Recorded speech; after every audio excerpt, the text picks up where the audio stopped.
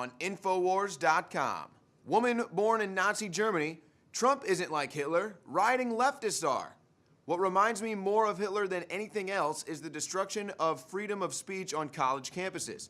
A woman who was born in Nazi Germany says that what reminds her of Hitler more than anything else isn't Donald Trump, but the rioting leftists who are attempting to shut down free speech on college campuses. I'm not gonna lie, when I saw this story from Paul Joseph Watson, I got a little twinkle in my eye. Do you know how many times I've had to put up with, Trump is like Hitler, Trump is like Hitler? That video of myself getting assaulted at the march in DC, I was shooting a report saying, you know, I kind of feel like this is what a Nazi Germany rally would feel like when I got assaulted. And now I'm justified. Now I feel totally at ease with myself, thanks to this woman, an actual survivor of Nazi Germany, saying it's not Trump that's like Hitler, it's the left that is. Inga Andrews grew up in Dusseldorf, Germany during the Second World War and spent time hiding in air raid shelters and helping to clean up rubble from destroyed buildings. Here's what she told the Independent Review Journal. What's going on in this country is giving me chills. Trump is not like Hitler. Just because a leader wants order doesn't mean they're like a dictator. But if these people keep behaving the way they are behaving, the judges, the protesters in the streets, the Democrats crying on the floor, they're gonna make Trump into a dictator. What reminds me more of Hitler than anything else isn't Trump, it's the destruction of freedom of speech on college campuses, the agendas fueled by professors.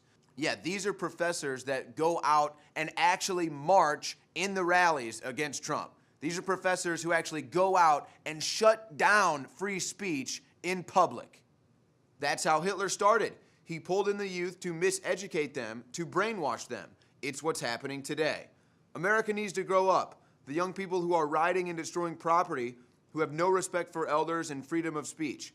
I was so proud to become a citizen of this country. And that's actually an interesting point. It's like these protesters have no pride in being Americans. They have no American pride. And we saw, thanks to a John Rappaport report, that these are kids in colleges that are being heavily medicated.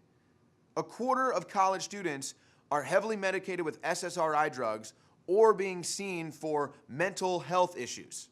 The demonstrators can't tell you why they're demonstrating. I'm thinking that Inga has seen some of our videos. I see what's happening here reflecting some of the things we saw in Germany, and it's terrifying. Exactly, young people out in the streets coming together, parroting the same talking points over and over again with absolutely zero substance.